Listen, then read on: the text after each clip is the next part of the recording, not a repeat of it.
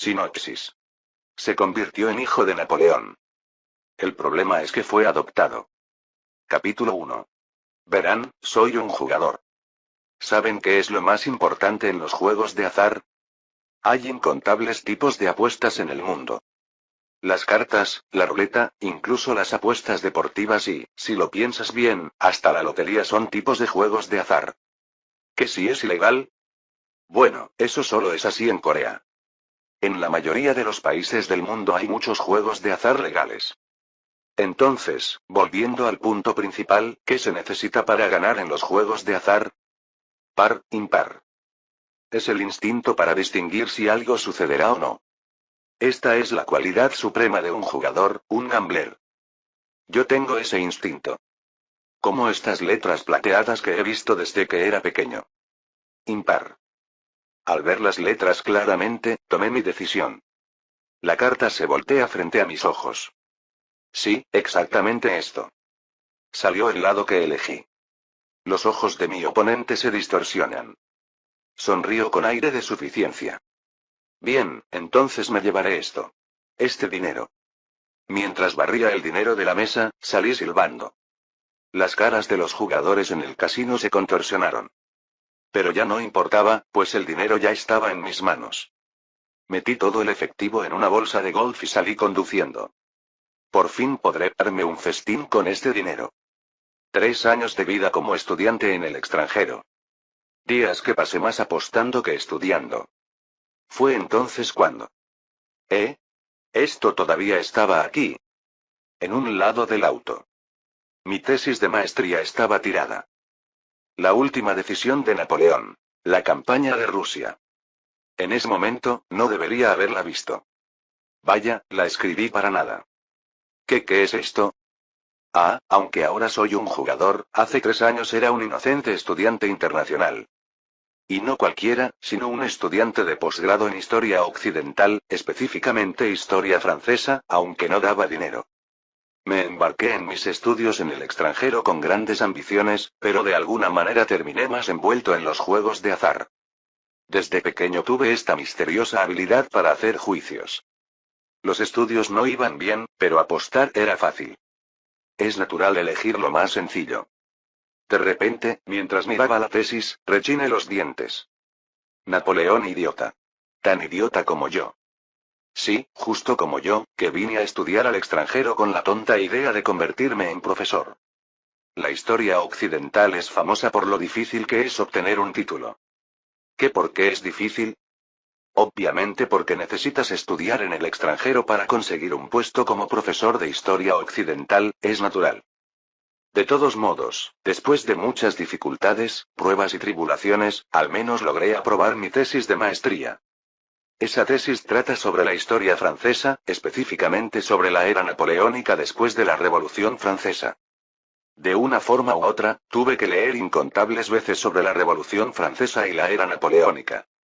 Y cuando lees los libros de historia y documentos de esta época, siempre hay 2 hechos que te dejan atónito. 1. Gran parte de las instituciones que perduran hoy en Francia y la Europa moderna fueron creadas durante los 15 años de gobierno de Napoleón. 2. Todo eso se desvaneció con una sola campaña fallida. Esta campaña de Rusia. ¿Por qué diablos tomaste esa decisión? Napoleón. Mero noble rural, nacido en una isla que ni siquiera era Francia. Un simple pueblerino. Y aún así, se convirtió en el hombre más poderoso de Europa en un instante. Un conquistador que causó la muerte de cientos de miles de sus propios soldados y millones de enemigos. Mientras miraba al protagonista de mi tesis, ladeé la cabeza. Los errores de Napoleón, aunque abundantes en la última etapa de su gobierno, definitivamente, si no hubiera sido por esta campaña de Rusia, no habría caído de forma tan miserable.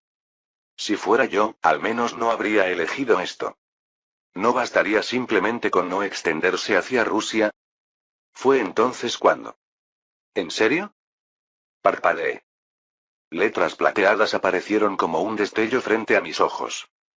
Por un momento, me froté los ojos pensando que era una alucinación, pero seguían allí. ¿Habría desarrollado algún problema en la vista por estudiar demasiado? En ese momento, al menos no debería haber respondido. Pero sin darme cuenta, contesté. Sí, ¿verdad?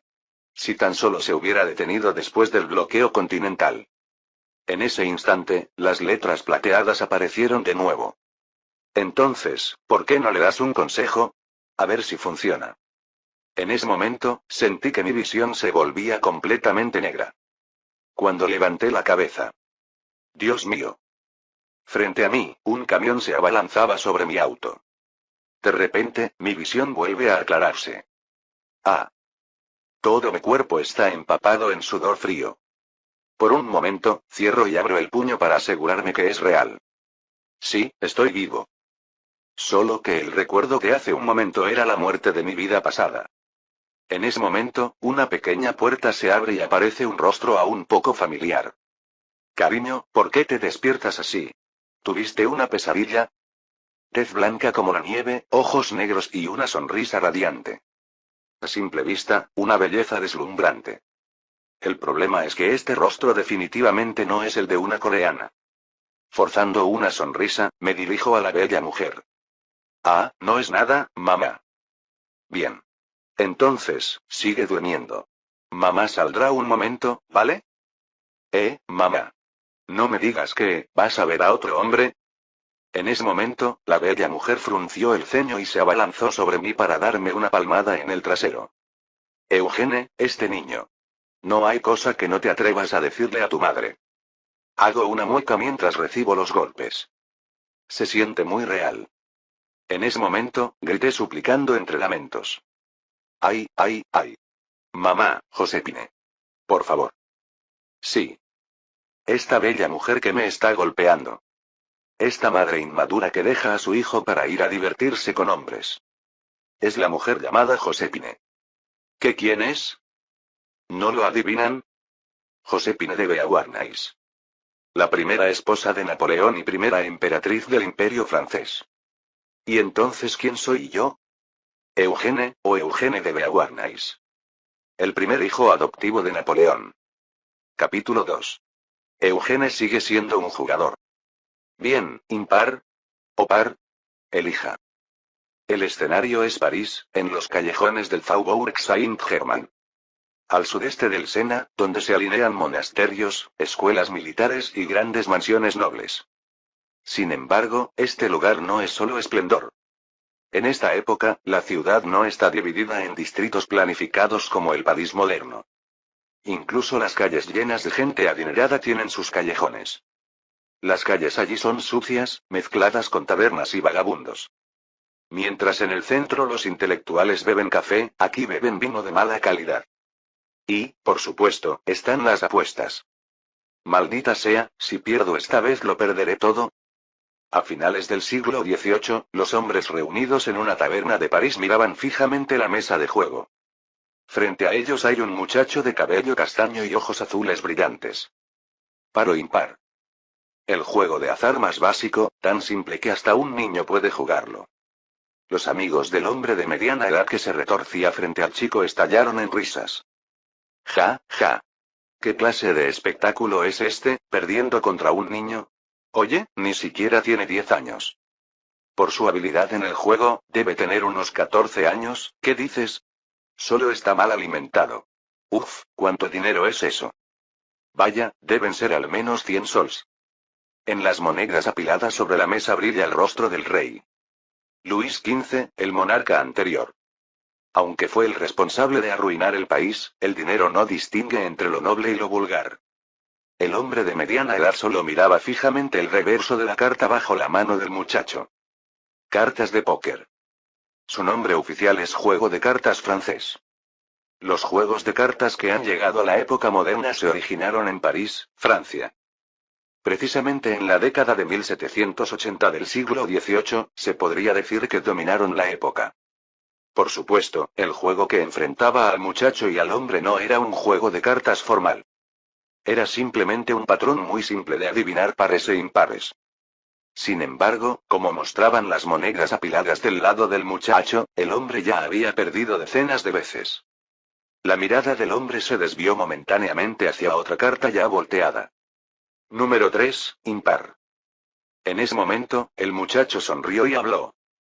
¿No va a decidir, señor? Entonces elegiré yo primero. Thierry, el hombre de mediana edad, sobresaltado, tomó su decisión. Está bien. Par. ¿No se arrepentirá? Te digo que no. Voltéala. Eugene, el muchacho, con sus ojos azules brillantes, volteó la carta. Impar. Rey, que equivale al número 13. Thierry arrojó sus monedas. Por supuesto, los bebedores de la taberna que observaban se reían a carcajadas, disfrutando de la desgracia ajena. Ja. 33 victorias consecutivas. Vaya, Thierry, hoy también lo perdiste todo. Ah, ¿cómo es posible? Todo lo que elijo está mal. Eugene se levantó de su asiento riendo suavemente. Al contrario. Es que lo que yo elijo está bien. Thierry parpadeó y preguntó. ¿Qué? ¿Qué quieres decir? ¿No se dio cuenta cuando iba a elegir impar y yo hablé a propósito? Lo guié hacia par. Ah, no. Entonces, ¿sabías que sería par? ¿Cómo? No me viste hacer ninguna trampa. Ante la sorprendida pregunta de Thierry, Eugene respondió guiñando un ojo. Intuición. Esto era, por supuesto, una mentira. Aunque considerando que la palabra intuición originalmente significa algo similar a una inspiración divina, podría ser media verdad. Después de todo, frente a los ojos de Eugene aparece la misma habilidad de su vida pasada, como una gracia trascendental. Son letras plateadas brillantes, las letras de plata blanca. Par. Mientras miraba las claras letras plateadas, Eugene tomó una moneda, uno sol, de la mesa. Bien, me llevaré solo esta. Vaya, Eugene. ¿El pequeño es generoso? Ja, ja, ja. Una decisión sabia, porque si te lo llevaras todo, nosotros te lo quitaríamos. De repente, Eugene se detuvo mientras salía. El nombre exacto es Eugene. Señor. Eugene. Este nombre, aunque originalmente deriva del griego, en francés se pronuncia correctamente como Eugene. Sin embargo, su padre lo nombró así por una razón completamente diferente. Por Eugène de Savoie, el famoso general francés en Austria. Su padre obtuvo ese apodo durante la Guerra de Independencia Americana, y por eso le puso Eugene. Por eso en casa siempre lo llaman no Eugene, sino Eugene. Con pronunciación inglesa, o mejor dicho, americana. Los bebedores de la taberna se miraron entre sí y estallaron en carcajadas ante las palabras de Eugene. ¿Esa es la pronunciación inglesa? No, debe ser al estilo americano. Han llegado muchas cosas del Nuevo Mundo. ¿No fue su padre a luchar con los independentistas americanos? ¿Y su madre no es del Nuevo Mundo? En fin. Así es. El hijo de un noble que participó en la Guerra de Independencia Americana.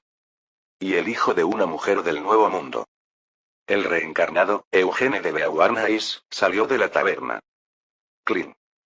Llevando una moneda como recuerdo de su victoria en las apuestas de hoy.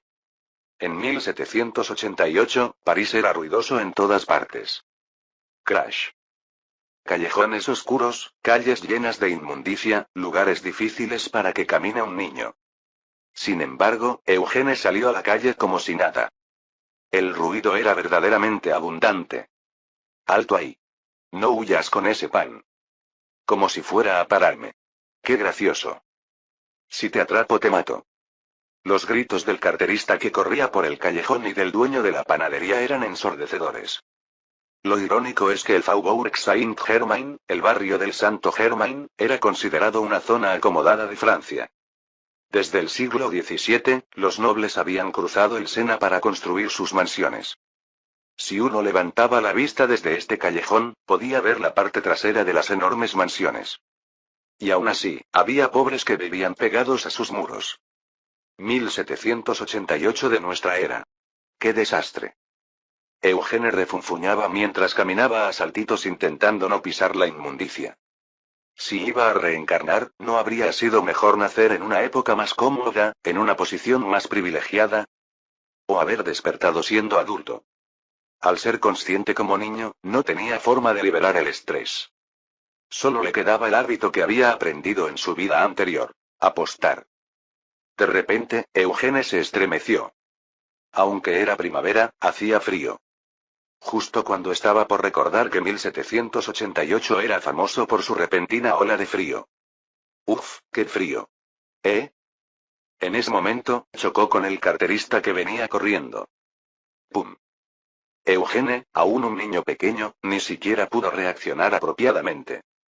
Mientras Eugene caía abrazándose a sí mismo, el joven carterista, aunque delgado como un palillo, mantenía su vigor. El carterista se abalanzó sobre Eugene con ojos furiosos. Maldito mocoso. Te voy a matar. Espera, soy un niño. Agredir a un menor es un delito grave. ¿Qué tonterías dices, imbécil? Parecía haber olvidado al gordo panadero que lo perseguía. Eugene cerró los ojos con fuerza. Era una situación donde no podía escapar de su realidad de ser un niño. Fue entonces cuando. ¡Crack! Alguien agarró con fuerza la muñeca del joven carterista. Era un muchacho apuesto y vivaz a primera vista. Tendría unos 15 años. A diferencia del carterista, se notaba que estaba bien alimentado y desarrollado, con una constitución bastante robusta. El muchacho vivaz le sonrió al carterista mientras hablaba.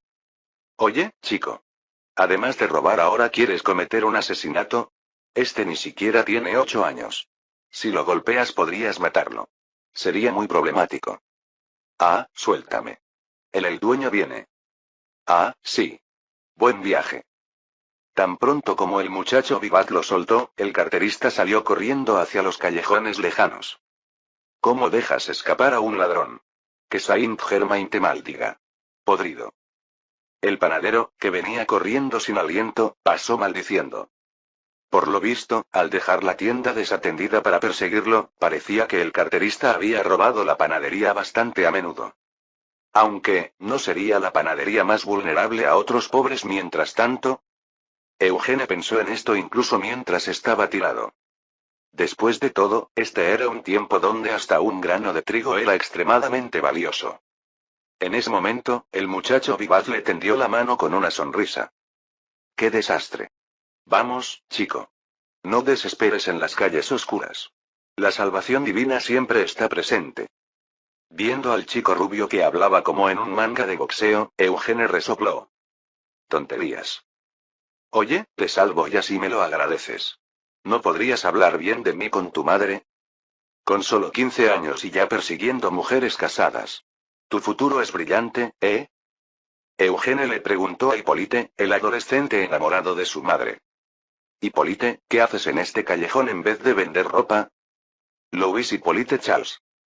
Un amigo que Eugene conoció en París después de reencarnar, y un chico que adoraba a la madre de Eugene. Originalmente hijo de un comerciante de telas, había venido a París porque su padre abrió una sucursal aquí.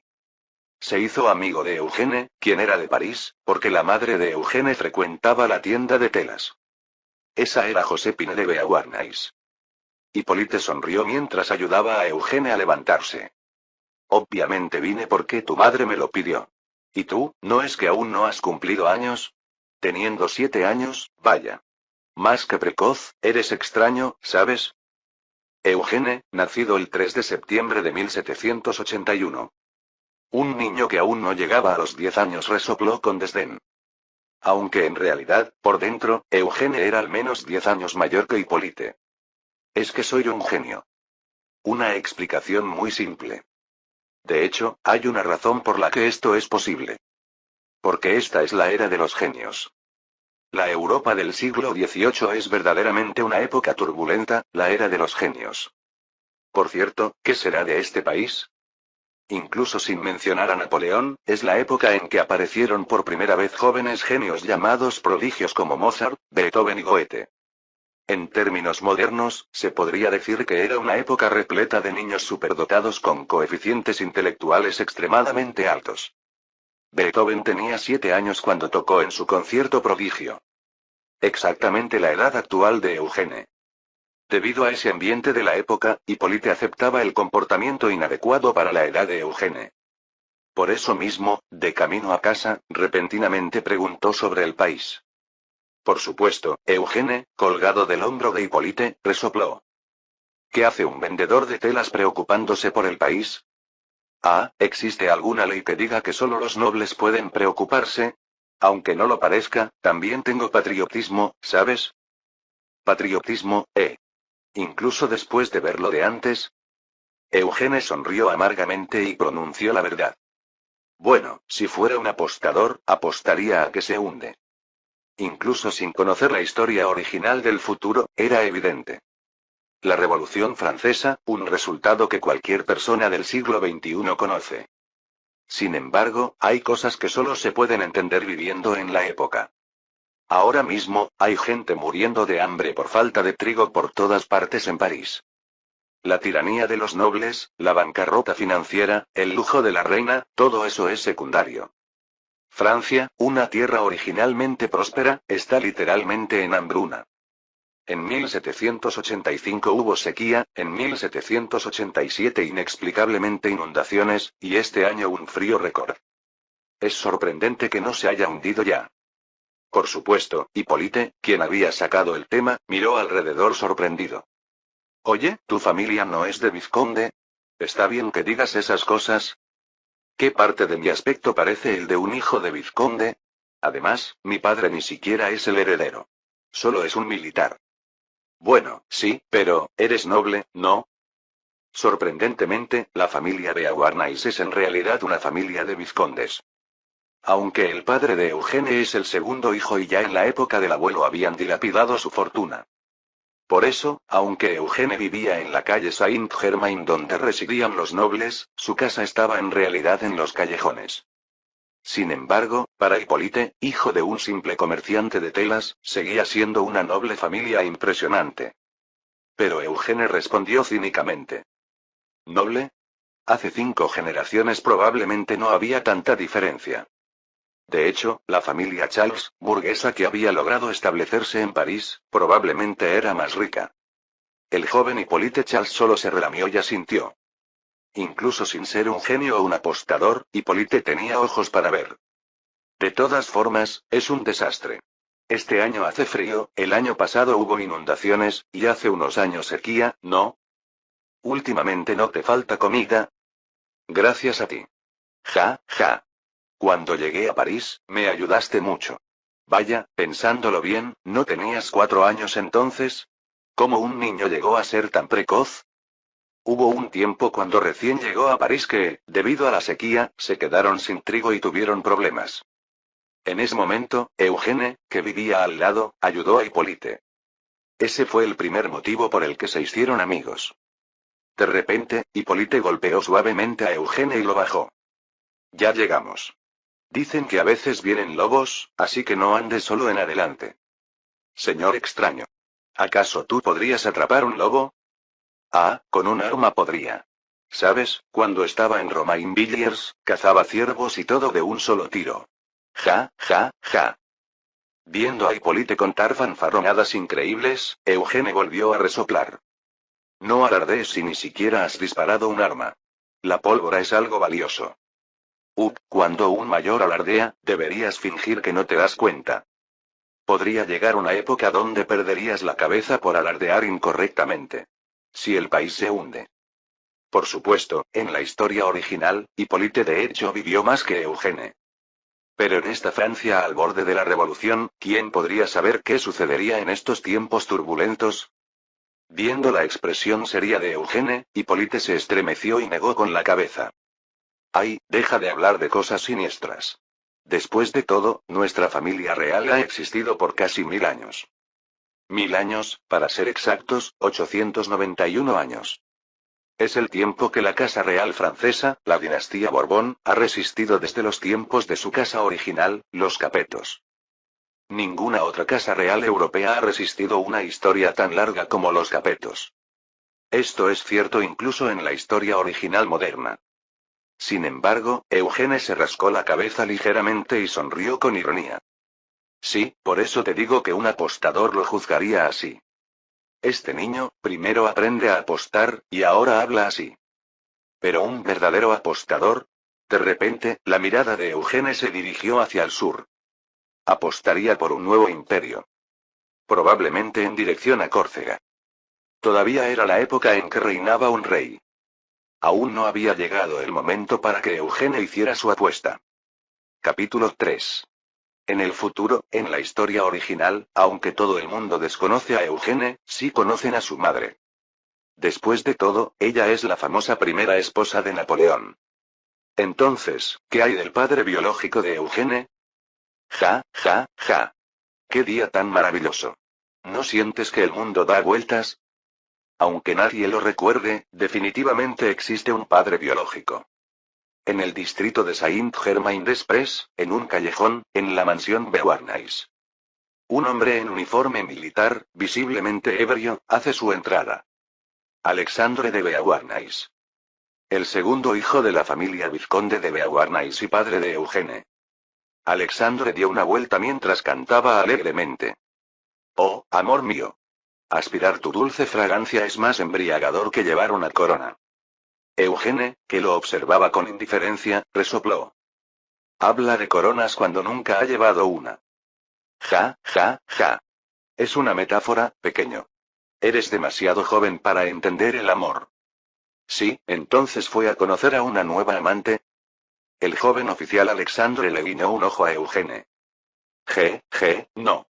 Hoy estuve jugando a las cartas con mis compañeros. Lo de las amantes es un secreto para tu madre, ¿eh?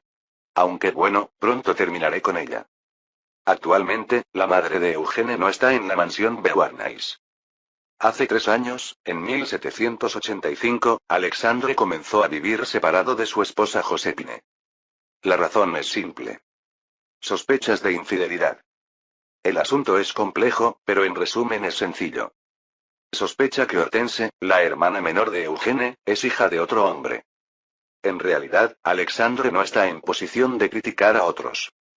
De cualquier manera, por esta razón están separados, y la madre de Eugene está en un convento. Por el contrario, Alexandre está criando a Eugene como padre soltero. Aunque, por supuesto, mayormente lo deja al cuidado de la criada. En ese momento, Alexandre, tambaleándose por el vino, golpeó un adorno en la pared.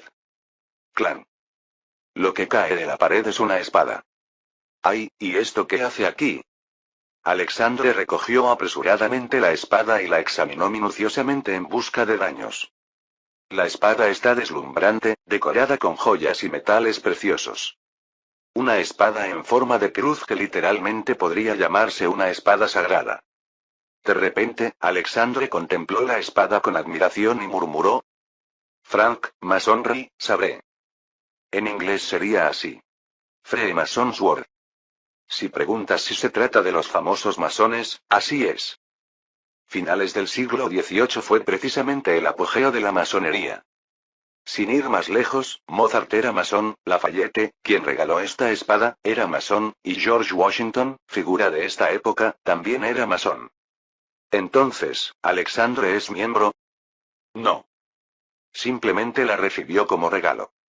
Del general Lafayette, héroe de la Guerra de Independencia americana y famoso general francés. Eugene miró la espada con atención y preguntó. Esa espada, la recibió en el Nuevo Mundo, ¿verdad? Ja, ja. Así es. Fueron mis mejores tiempos. Bajo el mando del general Lafayette, derrotamos sin piedad a los ingleses. Tu nombre, Eugene, o Eugene, también lo elegí como símbolo de esa victoria. No hable como si fuera un anciano. Todavía es joven. Aunque habla como un veterano de guerra, Alexandre en realidad nació en 1760. Es apenas un joven oficial de 28 años. Sirve en el Regimiento de Caballería Real, la Unidad Champagne, con el rango equivalente a mayor. Sorprendentemente, Alexandre es un veterano de la famosa Guerra de Independencia de Estados Unidos. Estados Unidos logró su independencia total en 1783. Es decir, apenas hace 5 años desde el momento actual. Alrededor de 1781, cuando nació Eugene, Alexandre luchaba valientemente en América. Esta espada fue un regalo de Lafayette en reconocimiento a sus méritos durante ese periodo. Por supuesto, Eugene recuerda esa espada de otra manera. Esa debe ser la famosa espada de los Beauharnais. Como parte de la historia de cómo los Beauharnais conocieron a Napoleón. De cualquier manera, si lo pensamos bien, la revolución está próxima. Ser militar es una ventaja enorme. Sin embargo, Alexandre nunca logró dejar su nombre en la historia. En pocas palabras, fue incompetente. Y quien mejor lo sabe es el propio Alexandre. Alexandre soltó una carcajada mientras colgaba la espada en la pared. Ja. Mi época dorada ya terminó. Eugene, tú serás el estandarte de nuestra familia Beauharnais. El prodigio Eugene de Beauharnais. Prodigio. Aunque Eugene solo tiene 7 años, ya es conocido en su entorno como un niño extraordinario. Todo por los juegos de cartas. Normalmente uno detendría a un niño de jugar a las cartas, pero Alexandre, por el contrario, se alegró sorprendido. Conocía bien la fiebre por los niños prodigio que estaba arrasando la Europa del siglo XVIII. Aunque uno sea ordinario, si tu hijo es extraordinario, eso solo puede cambiar tu vida. ¿No lo había demostrado ya el genial compositor Mozart, que todavía es popular en Viena? Por supuesto, Eugene respondió con indiferencia. Lo siento, pero no soy Mozart. Ya. ¿Qué importa la música? La gloria en la vida, hijo mío, la forjan el fusil y la espada. Debes ir a la escuela militar de Brienne. Allí te convertirás en un oficial al servicio de su majestad. Tú puedes ser un soldado genial. Ah, sí. Ya veo. Pensar en hacer de su hijo un soldado desde ya, realmente es un padre absurdo. Aunque, por supuesto, en esta época todavía no existía el concepto de derechos de la infancia. Aún así, es obvio que ser soldado es una profesión difícil. Fue entonces cuando... Pam, pam, pam. De repente se escucharon fuertes golpes en la puerta. Alexandre. ¿Estás ahí? Oye. ¿Cuándo vas a pagar tus deudas? ¿Eh? Las criadas se sobresaltaron, y Alexandre contuvo la respiración. Por el contrario, Eugene chasqueó la lengua. Deudas. Bebedor, jugador y mujeriego, todo esto cuesta dinero. Y aunque sea mayor, el sueldo militar es predecible incluso en esta época. Aunque sea hijo de nobles, como es el segundo hijo, no tiene otras fuentes de ingresos. Naturalmente, está cubriendo el dinero que le falta con deudas. Alexandre, pegándose apresuradamente a un rincón de la pared, le dijo a Eugene. Di que no estoy, Eugene. Parece que saben que está aquí. Aún así, en estos casos hay que decir que no está. Eugene negó con la cabeza y salió a la puerta. Buenos días, Monsieur Recamier. Mi padre no se encuentra en casa en este momento. Después de todo, siendo el segundo hijo de un vizconde y oficial del ejército real, no es normal que pida dinero prestado a matones. El caballero que estaba fuera de la mansión Beauharnais frunció el ceño. Era Jacques Recamier, el dueño del prestigioso Banco Recamier. Originalmente director de un banco en Lyon, cerca de la frontera suiza, últimamente se esforzaba por expandirse a París. Le había prestado dinero a Alexandre, y ahora tenía dolor de cabeza por ser un deudor moroso. El acreedor Recamier miró a Eugene con el ceño fruncido. Por más que fuera un banquero materialista, era difícil intimidar a un niño de 7 años. Dejarlo todo en manos de un niño. Dile a tu padre esto. Si no paga todo el capital y los intereses para fin de mes, iré a ver a tu abuelo. ¿Cuánta deuda tiene para que esté así? Ja. ¿Acaso entenderías si te lo digo? Nada menos que 6.000 libras. Y eso solo el capital. Mientras veía a Recamier alejarse furioso, Eugene silbó suavemente. Vaya, 6 meses de gastos de vida. Libras, es decir, monedas de oro francesas. En resumen, el padre de Eugene, Alexandre, tiene una deuda equivalente a medio año de gastos de vida. ¿A dónde acude un oficial noble sin vergüenza cuando está agobiado por las deudas? Ah, ese usurero. Seguramente es descendiente de judíos. O si no, protestante. K. Nada menos que a casa de su amante. Una mansión incomparablemente más grande que la mansión Beauharnais. Alexandre llegó con Eugene a la gran mansión conocida como el Palacio de Salm. Para conseguir dinero de alguna manera, aunque sea suplicando. Amélie, la amante de Alexandre, salió con café entre risitas. ¿Así que has huido a mi casa? Ja. ¿Quién dice que he huido? He venido expresamente a verte, Amélie. Je. Ay. ¿Quién pensaría que eres un hombre tan lleno de amor? Amélie pellizcó suavemente la mejilla de Eugene y sonrió. Nuestro adorable Eugene debe haberse asustado, ¿verdad? Eugene, que comía galletas en silencio, inclinó la cabeza respetuosamente. Sí, Madame Hohenzollern. Amélie Zeppelin von Salm-Kirburg. la actual amante de Alexandre de Beauharnais. Solo por ser la señora de esta gran mansión, ya se nota que no es una persona común. Sin embargo, el título que Eugene acaba de mencionar va mucho más allá. Hohenzollern. El apellido de la futura Casa Real de Prusia. Aunque, estrictamente hablando, es una rama de la familia Hohenzollern, específicamente la esposa del príncipe de Sigmaringen, en el suroeste de Alemania. Aún así, es indudablemente la esposa de una familia real.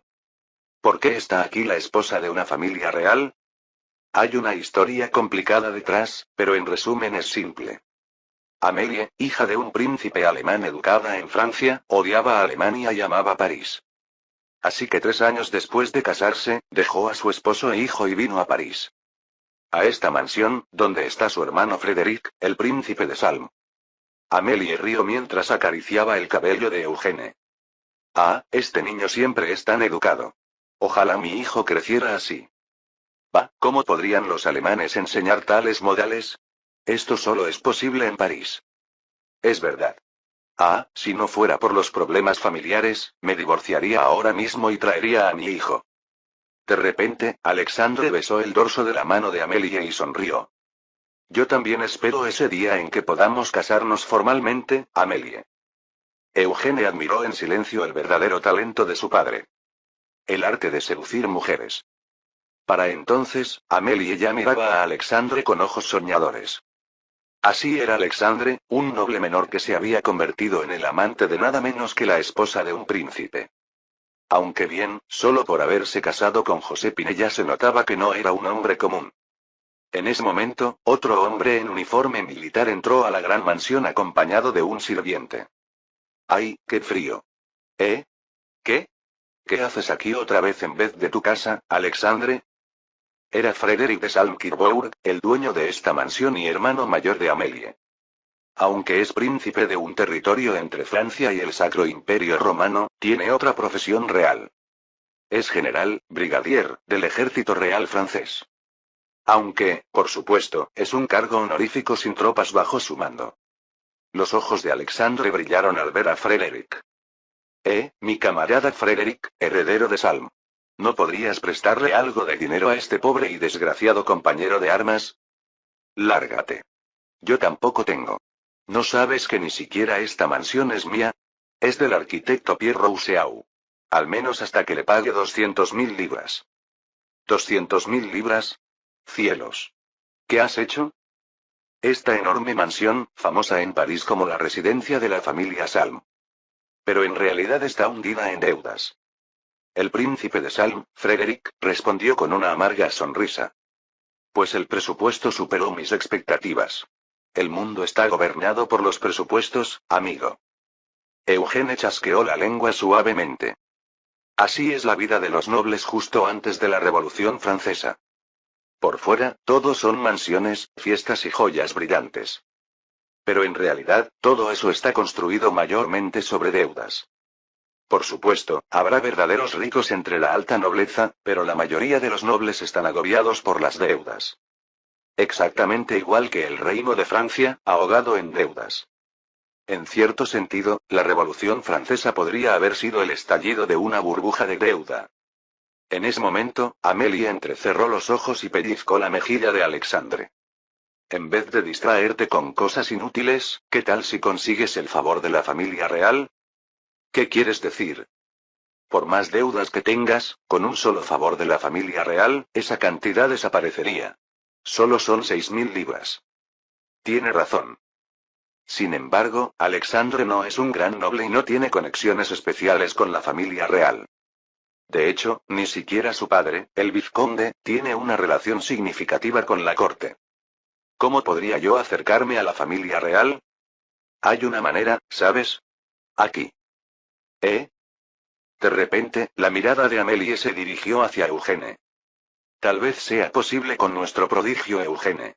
Le conseguiré una oportunidad para conocer a su majestad la reina. Como he dicho antes, esta es la era de los genios.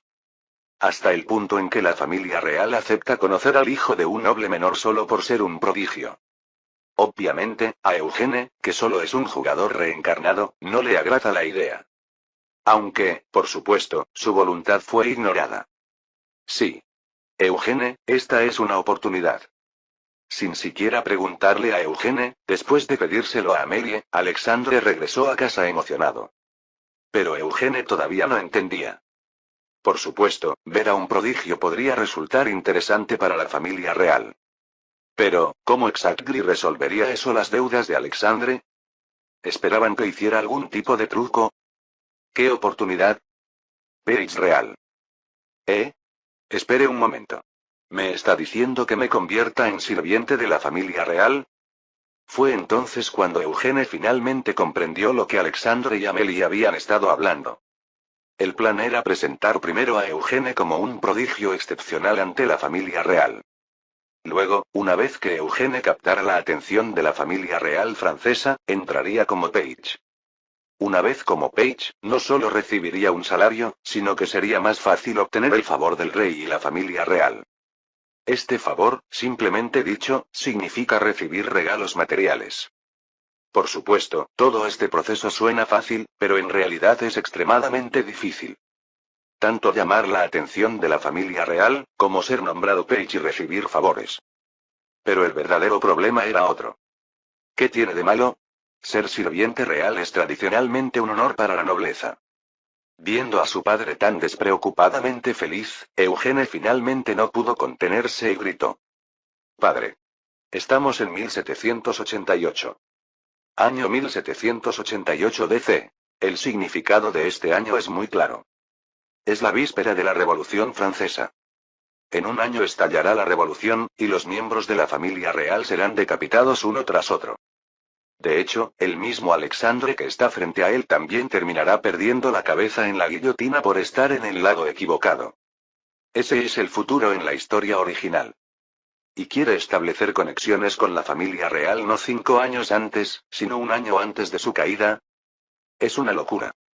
Por supuesto, Alexandre, ignorante de este hecho, reía a carcajadas mientras bebía vino. Ja, ja. Claro que no es como en la época de Su Majestad Luis XIV. Pero la familia real sigue siendo el centro de este país.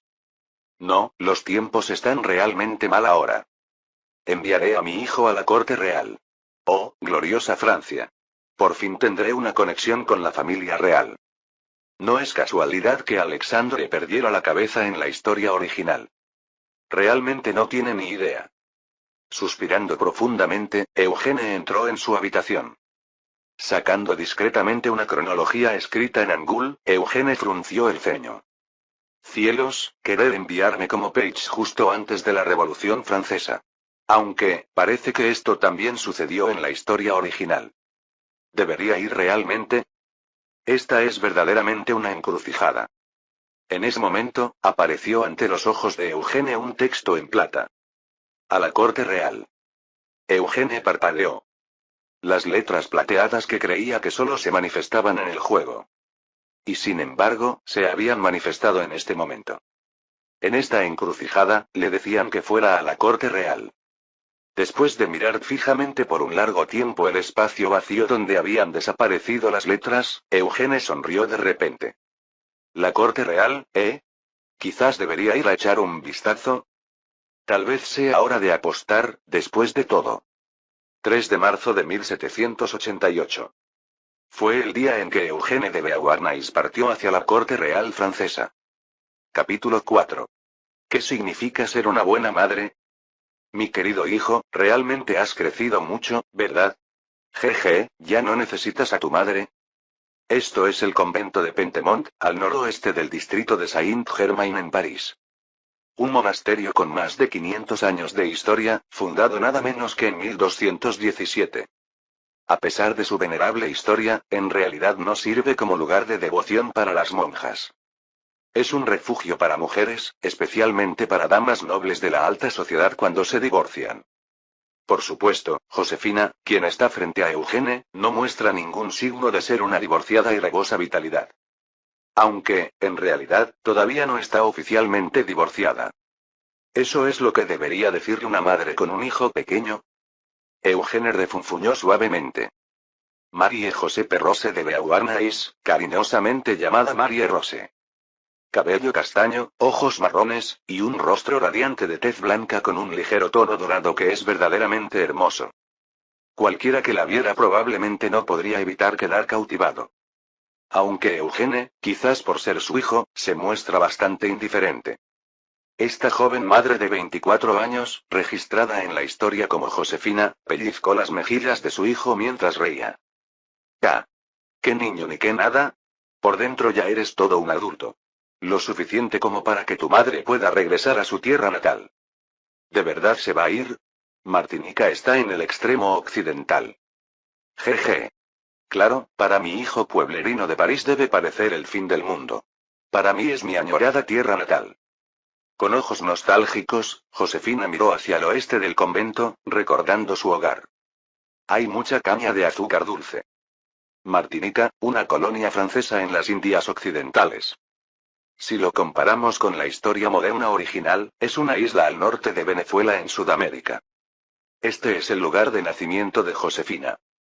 Su padre era un oficial militar que dirigía una plantación de caña de azúcar en la colonia.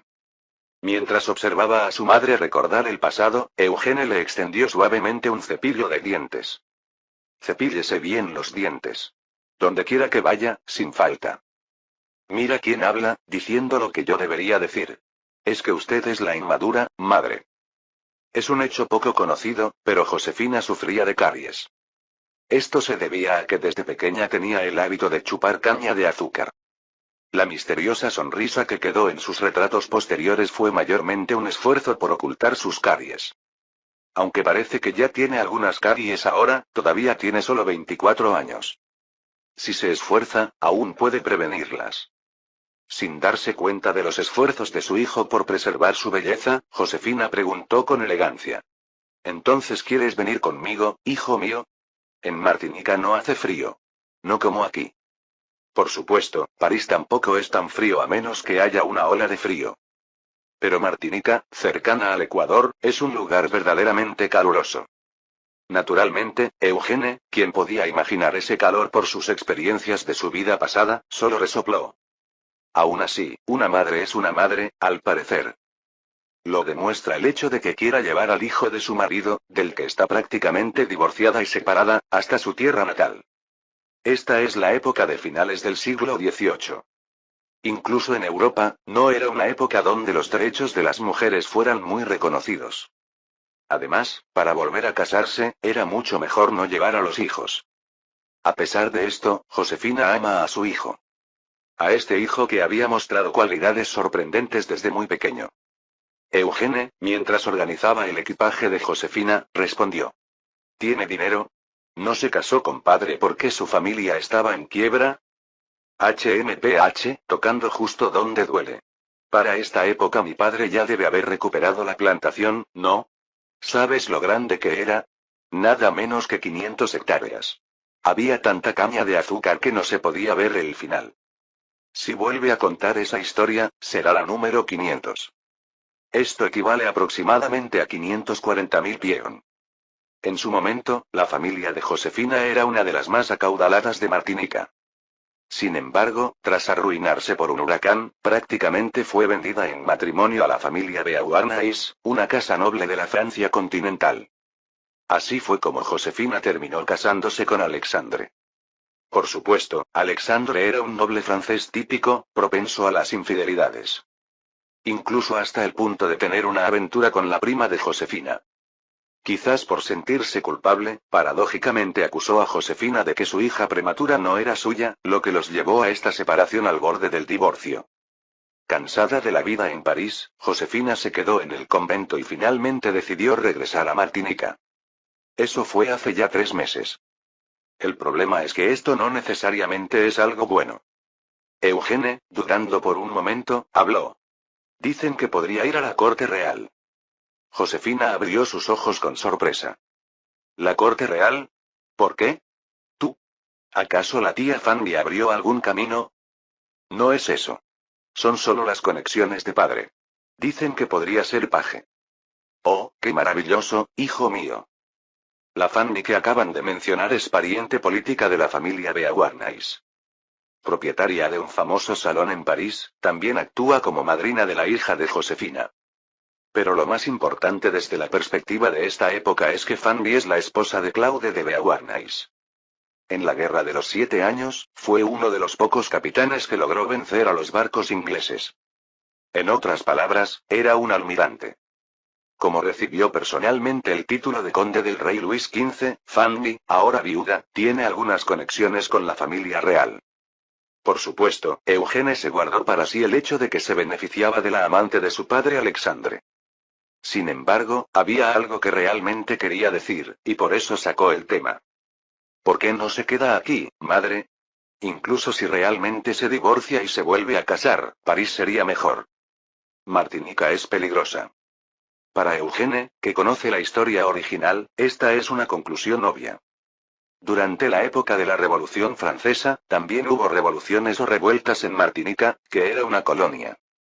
La familia terrateniente Beauharnais naturalmente estaría en peligro. Josefina apenas logró escapar, y fue entonces cuando se casó con Napoleón. Pero eso fue una serie de coincidencias que le permitieron salvarse. Sin embargo, Josefina miró fijamente a Eugene y habló con seriedad. Eugene, tú también lo sabes, ¿verdad? Aquí todo es un desastre. Mientras Eugene abría los ojos con sorpresa, Josefina habló en voz baja para que las monjas no la oyeran. No se sabe cuándo va a estallar. Algo. Todo está hirviendo. Por todas partes en la ciudad. Aunque solo tiene 7 años, como madre, Josefina sabe que su hijo no es un niño cualquiera. Probablemente por eso le compartió lo que presentía. De hecho, Josefina pensaba que París era peligroso y por eso quería llevarse a su hijo. Para Eugene, que conoce la historia, esta es una perspicacia sorprendente. Definitivamente Josefina no es una mujer común y corriente. Aunque, irónicamente, cuando Alexandre perdió la cabeza, Josefina sobrevivió y se convirtió en la amante de los poderosos. Mientras Eugene se quedaba sin palabras por la sorpresa, apareció repentinamente desde el jardín trasero del convento un hombre de constitución robusta con una niña a cuestas. Oh, Eugene. ¿Cuánto tiempo? ¿Has estado bien? Ja ja ja. La niña, es decir, Hortense, la hermana menor de Eugene, rió alegremente al verlo. Ah, es mi hermano. Eugene se alegró de ver a Hortense, pero tuvo que esbozar una sonrisa amarga al ver al hombre. Por muy intuitiva o hermosa que fuera, Josefina definitivamente tenía sus problemas. Josefina sonrió radiante como una rosa y se acercó al hombre para tomarlo del brazo. Oh, nuestro Oche. ¿Acabas de llegar? Jeje. Era exactamente esto. El hecho innegable de que era una mujer coqueta. Por supuesto, los franceses, tanto entonces como ahora, son un pueblo que suele tener muchos amantes. Jeje. Ah, qué pena tener que separarme de ti. Oh, que nuestro amor tenga que terminar así. Verdaderamente trágico. Ni siquiera Racine podría haber escrito una tragedia así. Sí. Pero, ¿prometes no olvidar nunca nuestro amor? Mientras empacaba sus cosas en el convento, Josefina coqueteaba con su nuevo amante, Oche. Este convento originalmente debería ser un lugar prohibido para los hombres. Su propósito original era más cercano al de una escuela para señoritas nobles.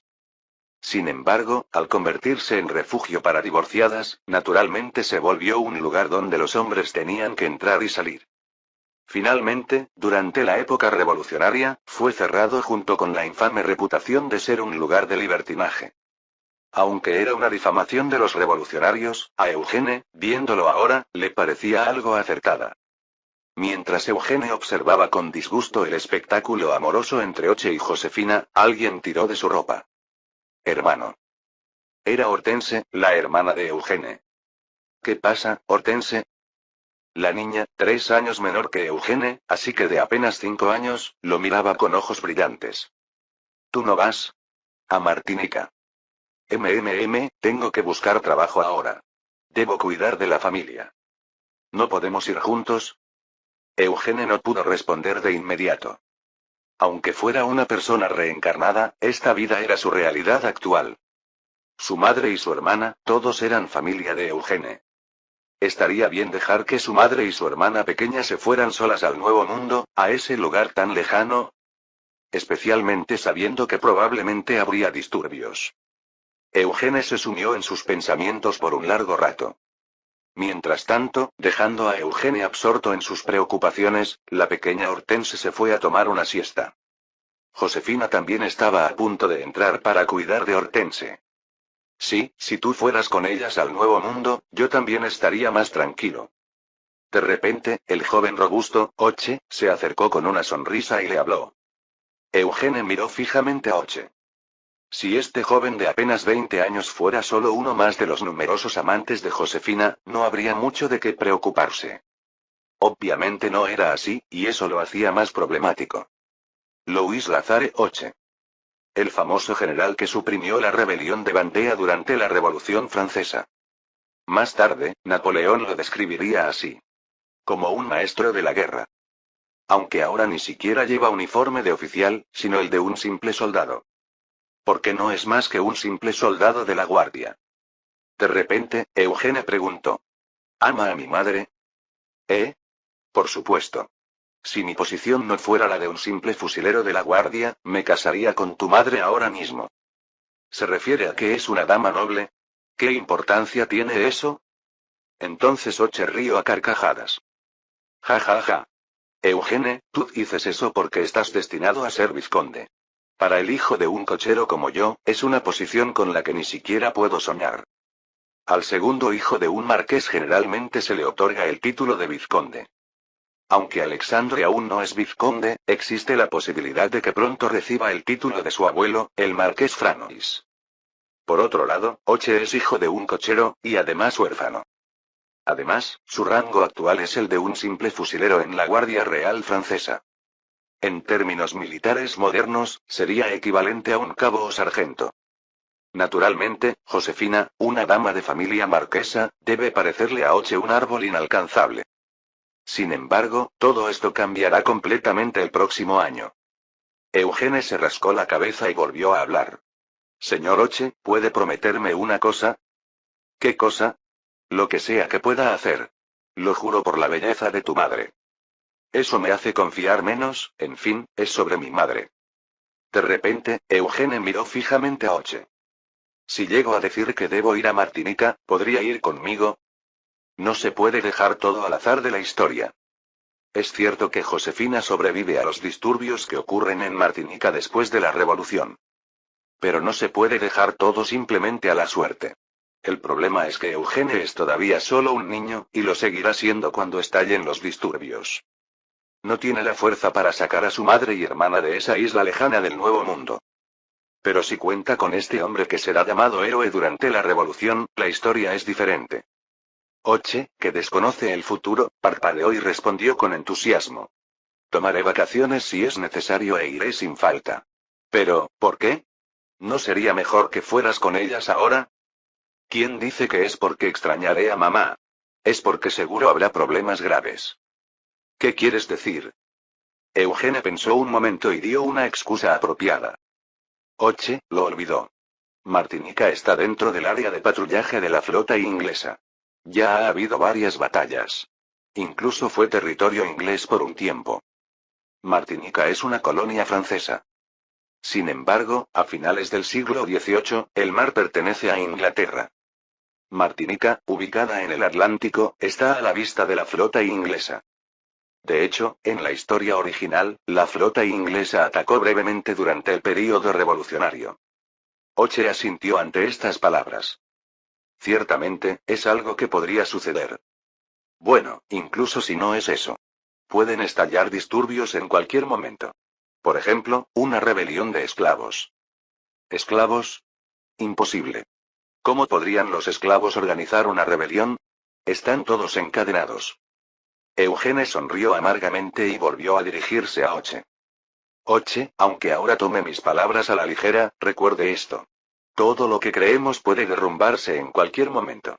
En un solo instante. Esa es precisamente la era de la revolución. Finalmente llegó el momento de la partida de Josefina. SHHHH. En una época sin aviones, el Atlántico debe cruzarse en barco. El puerto francés de Burdeos. Una ciudad con una larga tradición portuaria, en realidad fue un lugar donde floreció el comercio de esclavos. Sin embargo, después de la aplastante derrota de Francia ante Inglaterra en la llamada Guerra de los 7 Años, el comercio ya no es lo que era. Aunque no sea como antes, todavía hay numerosos barcos que zarpan al mar. El barco que tomarán Josefina y Hortense hoy es uno de ellos. ¡Ah! ¡Qué emoción! Nunca había visto un lugar así. Hortense gritó con voz aguda mientras miraba el puerto y los numerosos barcos. Tú ya habías visto esto cuando eras pequeña, mi niña. ¿Por qué? Porque vivías en Martinica cuando eras bebé. Jeje. Josefina, que acariciaba suavemente la cabeza de Hortense, miró a Eugene. Bueno, es hora de despedirnos, hijo mío. No es que Josefina vaya completamente sola a Martinica. Las sirvientas contratadas, la gente de Martinica, y los sirvientes de la familia Beauharnais que protegerán el viaje, todos la acompañan. Aunque sea una nuera repudiada, sigue siendo la nuera de un marqués y la hija de un terrateniente. Aún así, no puede ser fácil para una mujer viajar hasta el lejano Nuevo Mundo. Y el hecho de que aún así haya decidido ir, muestra cuánto debe haberse hartado de París. Tanto como para decidir partir dejando atrás a su hijo y a su amante. Oche, que los había acompañado hasta Burdeos, suspiró mientras dejaba el equipaje frente al barco. Ah, por fin llegamos hasta aquí. Bueno, ¿el marido al final no vino? Por supuesto que no. ¿No irá a decir que después tendrá un duelo con mi esposo? Sería vulgar. Ja ja ja. Yo también soy parisino, Madame Beauharnais. El amor es amor, y las despedidas deben ser elegantes. En ese momento, tap tap tap. Una cara familiar venía corriendo desde el otro lado del puerto de Burdeos. Eugene abrió los ojos con sorpresa. Hippolyte Charles, el hijo del comerciante de telas que vivía al lado de Eugene. Y también, un adolescente enamorado de Madame Beauharnais. Señora Beauharnais. Hippolyte llegó corriendo sin aliento y le extendió algo a Josefina. Antes de que se vaya. Por favor, tome esto. Josefina preguntó con los ojos muy abiertos. Oh, Hippolyte. ¿Qué es esto? Es un regalo. Una cruz. La protegerá, señora. Cielos. ¿Has venido hasta Burdeos solo para entregarme esto? La distancia entre París y Burdeos no es corta en absoluto. Incluso siendo el hijo de una familia relativamente adinerada, no debe haber sido fácil pagar el carruaje. Hippolyte había venido hasta aquí solo para ver a Josefina. La cruz de madera era obviamente una excusa. Hippolyte exclamó con una gran sonrisa. Sí, señora. En ese momento, Josefina, con rostro conmovido, tomó suavemente la mejilla de Hippolyte. ¡Mua! Mientras Hippolyte, completamente sonrojado, jadeaba, Josefina sonrió dulcemente y dijo. ¡Qué adorable! ¿Cuidarás bien de mi bebé hasta que regrese? Verdaderamente era una mujer seductora que incluso al partir hechizaba a un muchacho. Hippolyte, completamente cautivado, exclamó con el rostro enrojecido y una sonrisa tonta. Por el contrario, Eugene tuvo que sujetarse la cabeza por un momento debido al dolor. Por supuesto, señora. Viendo esta escena, curiosamente, Oche estalló en carcajadas. Ah, qué hermosa es la juventud. ¿No crees? No hable como si fuera viejo, Oche. Solo tiene 20 años. Mira a este viejo prematuro, jaja. Por supuesto, tanto Josefina como Oche ven a Hippolyte, que todavía es adolescente, como a un niño. Sin embargo, hay un problema que solo Eugene conoce en esta situación.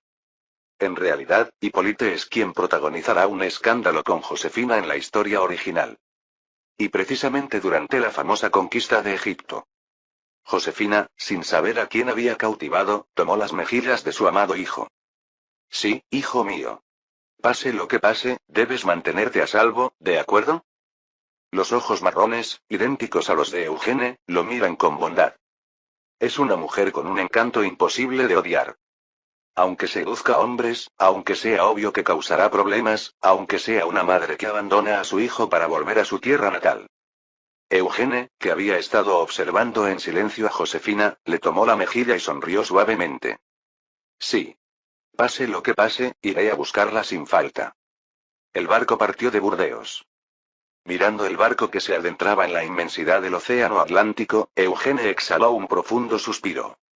Ahora finalmente lo sentía real. Los eventos que ocurrieron en la historia estaban sucediendo uno a uno. Por ejemplo, el hecho de que Josefina, tras ganar el juicio de separación contra Alexandre, partiera hacia el Nuevo Mundo.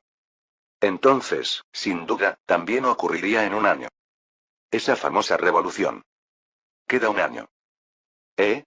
¿Para qué? ¿Vas a ir a ver a tu madre? Entonces déjame ir contigo. Cállate.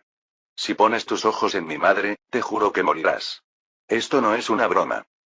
Eugene miró a Hipólite con ojos verdaderamente aterradores. Quizás no pudiera hacer nada con los otros amantes. Pero Hipólite era diferente. No porque fuera amigo de Eugene, sino porque sería el causante del escándalo que arruinaría la vida de Josefina.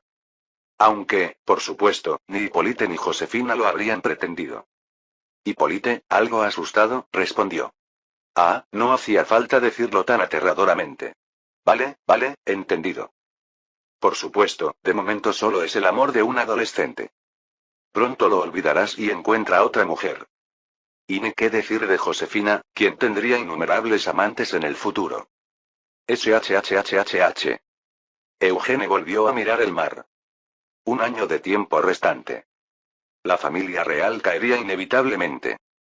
Aún así, debía haber una razón por la que las letras plateadas le habían mostrado la corte real como su camino. Bien, aunque sea una carta perdedora, la corte real es la corte real. Apostaré por ella. Abril de 1788, Josefina partió hacia su tierra natal en el Nuevo Mundo. Faltaba un año para la Revolución Francesa. Capítulo 5. Francia aún es una monarquía, y la corte es el centro del Estado. Para dar un gran golpe, hay que hacerse amigo de la familia real. A unos 19 kilómetros al oeste de París, hay un bosque en las afueras. Originalmente era el coto de caza de la familia real francesa.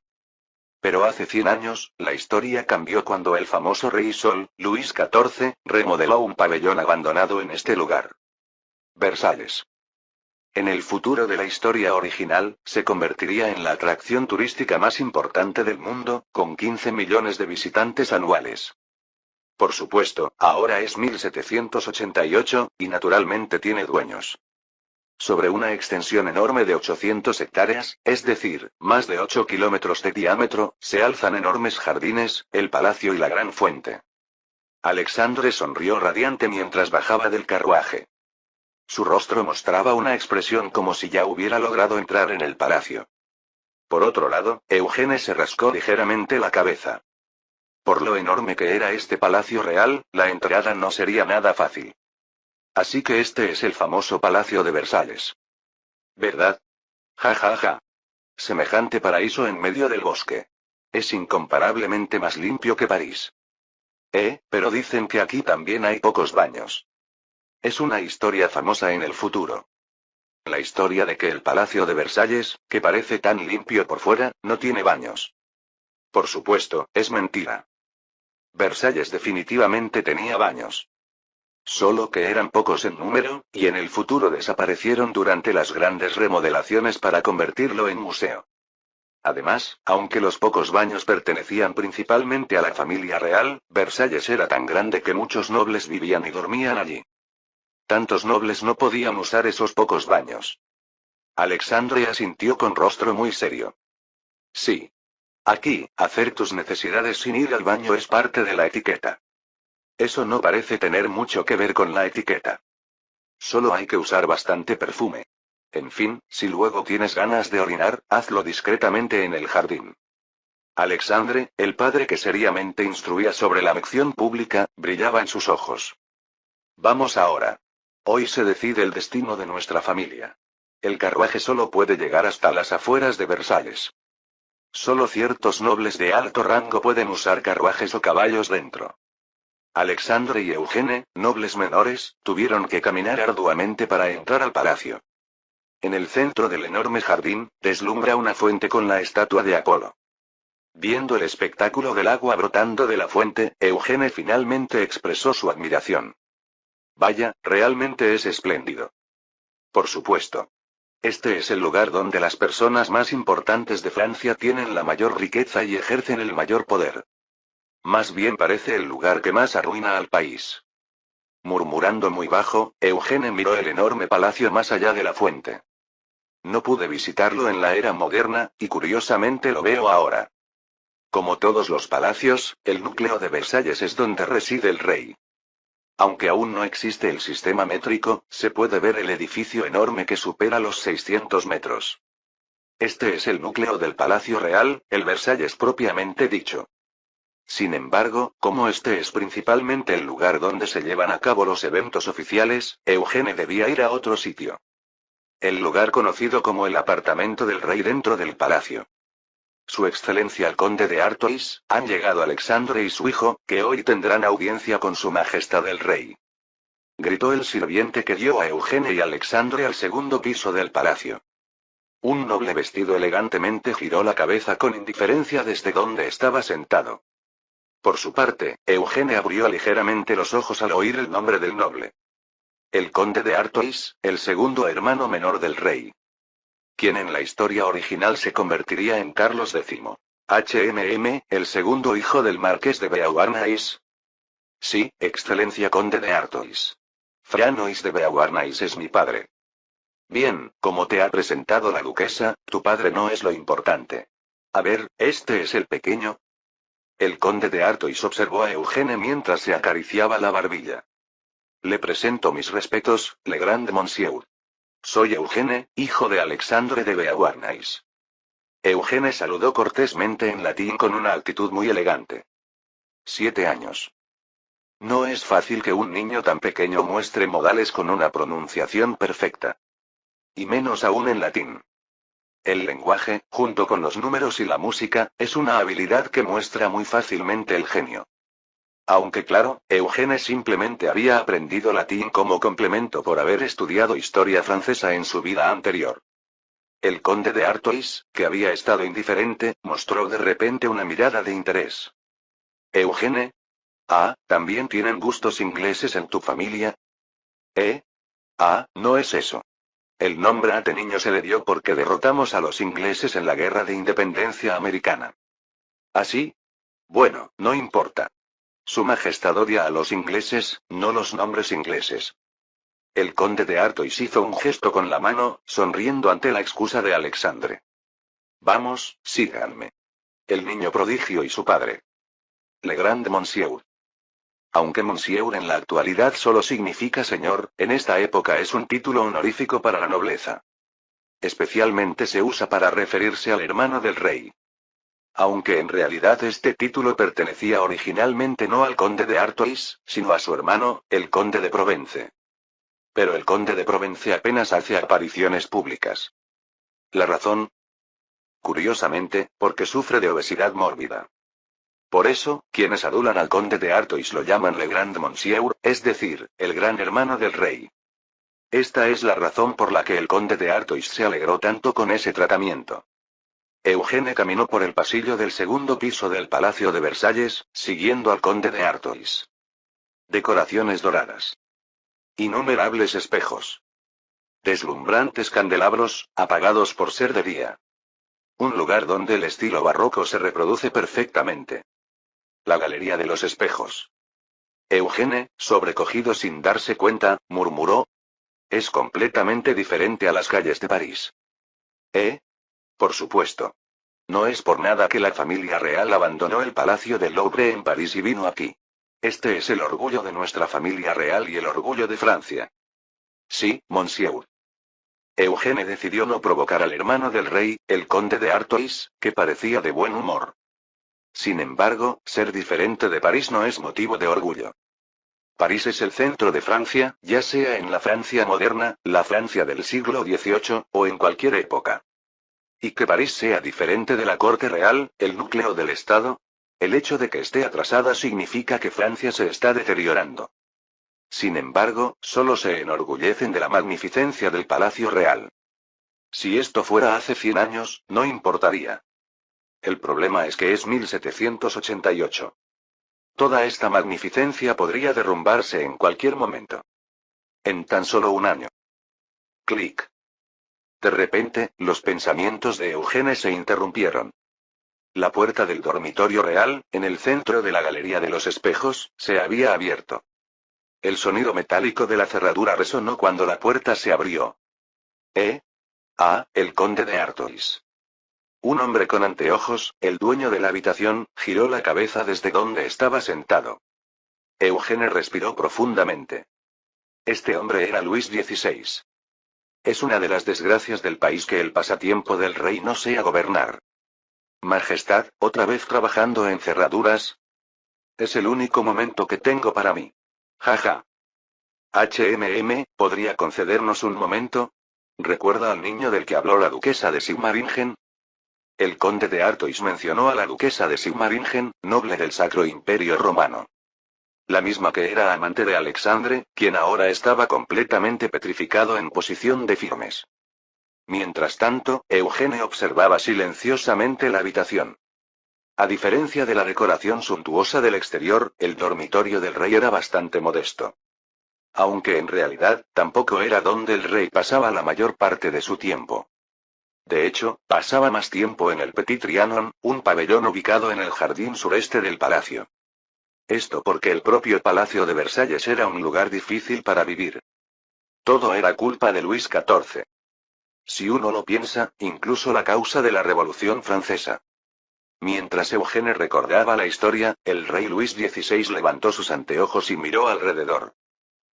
¿El niño prodigio? ¿Dónde está?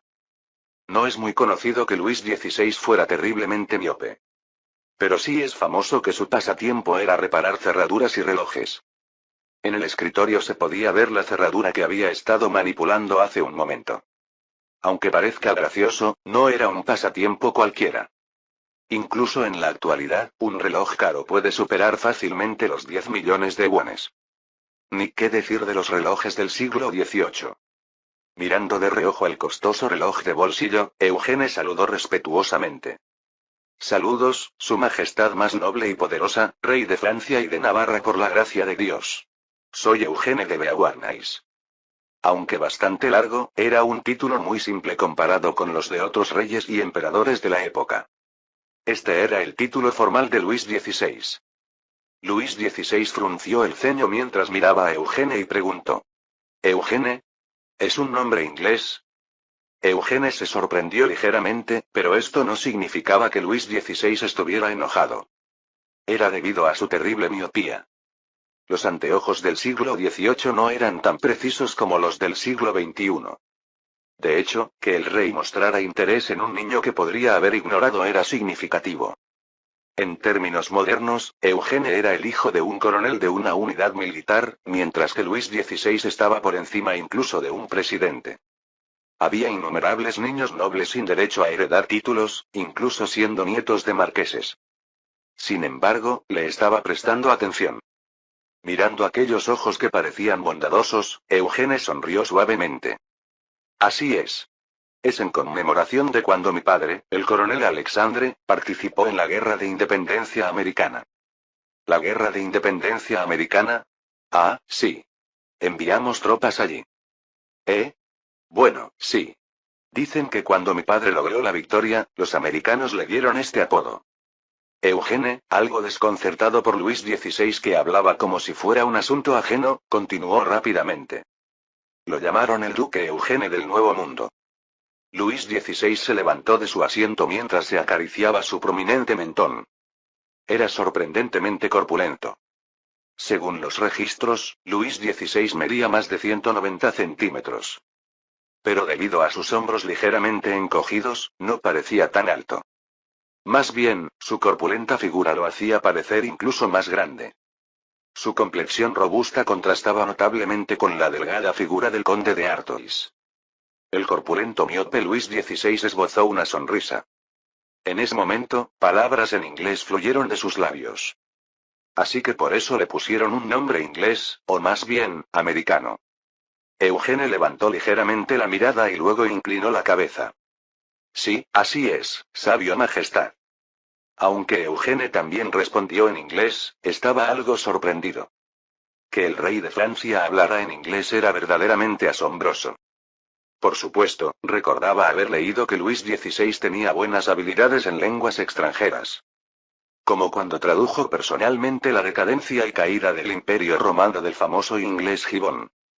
Pero esto era el siglo XVIII, una época en que Francia e Inglaterra eran enemigos mortales. Incluso el único logro militar en la vida de Luis XVI fue la Guerra de Independencia Americana. Y sin embargo, hablaba en inglés como si fuera algo ajeno. Claramente no era tonto. Pero sin duda tampoco era sabio. Si esta anécdota se difundiera fuera de esta sala, no recibiría buenos comentarios. Por el contrario, Luis XVI pareció complacido con Eugene y rió jovialmente. Bien. No sé si este niño es un prodigio, pero es bastante inteligente, ¿no? Hablar inglés tan fluidamente a esta edad. Entonces lo aceptará como paje. He oído que justamente necesitan un niño para servir a la princesa. Su edad está bien, pero esto es algo que debo consultar con Marie más que decidirlo yo. Luis XVI respondió encogiéndose de hombros ante las palabras del conde de Artois. Paje. El título dado a los jóvenes que sirven a la familia real. Exactamente la posición que Alexandre deseaba. Justo cuando Eugene levantaba ligeramente la cabeza para observar a Luis XVI, un clérigo entró abruptamente en la habitación del rey. Majestad, tengo algo que discutir sobre asuntos financieros. ¿Qué sucede, Cardenal Brienne? Es sobre los bonos que debemos cubrir este mes, me temo que tendremos que introducir nuevos impuestos. El principal consejero del Reino de Francia, o ministro de Estado. Era el cardenal Lomenie de Brienne. Aparentemente había venido con urgencia para discutir asuntos financieros. Con expresión incómoda, Luis XVI suspiró y salió junto con el ministro. Hablemos de esto después. Otro día problemático. Cuando el rey se marchó hacia su despacho con el consejero principal, solo quedaron 3 personas en el dormitorio real. Alexandre, el conde de Artois y Eugene. En la habitación sin su dueño, Eugene pensó en el cardenal que acababa de ver. El cardenal Brienne era como un lanzador de relevo en el béisbol. Apareció brevemente para apagar un fuego, solo para retirarse nuevamente. El problema no era el cardenal Brienne en sí, sino la razón por la que ascendió y luego dejó el cargo de consejero principal. Bancarrota financiera. La Casa Real francesa se acercaba cada vez más a su destrucción. En esta situación, ser paje realmente sería algo bueno. En ese momento, por cierto. Alexandre, ¿juegas al Jeu de Paume? No muy bien, no. Por supuesto que juego. ¿Sí? Entonces, ¿qué tal si vamos a la cancha y jugamos una partida? Necesito perder algo de peso últimamente. Mis amantes se quejan cada vez que nos vemos, TSK. El conde de Artois salió junto con Alexandre, conversando ligeramente. Repentinamente, un perro vino corriendo desde el otro lado del pasillo. ¿Por qué disbie de repente? Marie inclinó la cabeza con curiosidad. Eugene abrió mucho los ojos ante las palabras que acababa de escuchar y sonrió amargamente. Jeu de Paume, es decir, el tenis francés. Esas palabras le recordaron el juramento del juego de pelota. El hermano del rey hablando de canchas de tenis. El juramento del juego de pelota. El evento que desencadenaría la Revolución Francesa.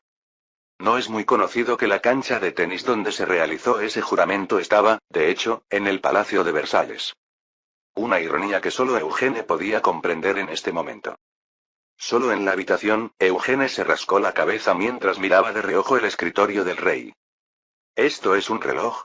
Parece bastante sofisticado. Por supuesto. Lo trajeron directamente de Suiza. ¿Qué? ¿Cuándo había aparecido? Una niña de cabello rubio claro lo miraba fijamente con ojos azules, sonriendo alegremente. Mientras Eugene retrocedía un paso sorprendido, la niña acercó su rostro y preguntó. Hola, me llamo Marie. ¿Y tú quién eres? Tendría unos 3 años más que Eugene. Sus ojos azules y piel blanca como la nieve captaban la atención al instante. Aunque todavía era una niña, su presencia era tan deslumbrante que cortaba la respiración. Con dificultad para respirar, Eugene logró hablar. Es decir, Eugene. Fue el momento en que Eugene conoció a Marie. Los niños son seres que corretean enérgicamente incluso dentro de un enorme palacio real. Esto lo trajo Su Majestad Francisco I de la antigua Roma. Es una estatua de la época romana. Ah, ya veo. ¿Se podría decir que es un botín de guerra? ¿No es maravilloso? Algo hecho hace más de 1000 años todavía respira vida. Eugene estaba siendo arrastrado por Marie en un recorrido por Versalles. Era cierto que no podía quedarse en la habitación del rey indefinidamente. Pero estar siendo arrastrado así era resultado de haber perdido momentáneamente la compostura. Aunque Eugene tuviera ahora 7 años, siendo una persona reencarnada, era un error quedarse aturdido al ver a una niña. Reprochándose a sí mismo, Eugene contempló la estatua romana frente a él. Era una antigua reliquia traída de Roma durante la época en que los reyes franceses hacían expediciones a Italia. Tal vez todavía esté en el Museo del Louvre en la era moderna. Sin embargo, Eugene no tuvo tiempo para apreciarla con calma. Marie rápidamente tomó su mano y lo arrastró para señalar por la ventana. Esa es la fuente. Tiene la última tecnología aplicada. Ah, sí. Mi padre a veces la repara. En ese momento, Eugene, que había estado dejándose llevar, abrió mucho los ojos. ¿Quién es tu padre? Pensándolo bien, era extraño que hubiera una niña en este palacio. Quizás era una dama de compañía. Pero, ¿podría la hija de un fontanero convertirse en dama de la corte? De alguna manera, su vestimenta parecía demasiado elegante para ser una sirvienta. El perro era del tamaño de un caniche. Se parecía a un spaniel y mostraba los dientes. En ese momento, Eugene frunció el ceño. El perro se lanzó hacia Marie y Eugene. Cuidado. Ah. Oh no. Por instinto, Eugene abrazó a Marie intentando esquivar al perro. ¿Hacia qué lado debería moverse? Si esquivaba hacia la derecha, Eugene saldría herido; si lo hacía hacia la izquierda, Marie sería mordida por el perro.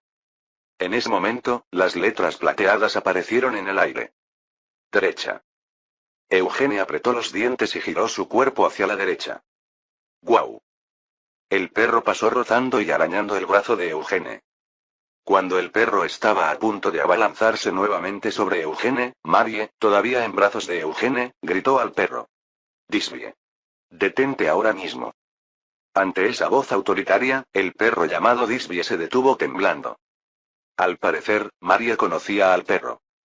Quizás Disbie había atacado por la presencia del desconocido Eugene. Cuando Eugene estaba a punto de sonreír amargamente, Marie dio su brazo. Oh no. ¿Estás bien? ¿Estás sangrando? Sí, solo es un rasguño. Estoy bien. ¿Usted no está herida, señorita? Cielos, ¿por qué Disbie actuó así de repente? Era un perro tan manso. ¿Te duele mucho? Marie miraba con reproche a Disbie, muy inquieta. Aunque sería preocupante si tuviera rabia, Eugene estaba a punto de decir que no parecía ser el caso cuando las damas de compañía llegaron corriendo por el largo pasillo del palacio, gritando. Princesa. ¿Está bien? En ese momento, Eugene abrió mucho los ojos. ¿Princesa? Entonces lo recordó. La hija de un padre con tanta destreza manual como para reparar fuentes. Una niña que podía guiar por el palacio como si fuera su propia casa. Y además, dueña de uno de los perros criados en la corte real. Debería haberlo sabido incluso sin que las damas de compañía lo dijeran. Marie parpadeó y sonrió ampliamente. Ah, tardé en presentarme. Me llamo Marie Therese Charlotte. ¿Cuál es tu nombre? Era la hija mayor de Luis XVI y de la más famosa María Antonieta. La princesa de Francia, Madame Royale. Marie Therese Charlotte de France-Bourbon. Eugene miró a la niña como hipnotizado y sonrió suavemente. Eugene de Beauharnais. Al parecer, había encontrado una razón para quedarse en la corte real. Aunque no podía explicarlo exactamente con palabras. Porque su corazón estaba latiendo con fuerza. Fin del capítulo 5.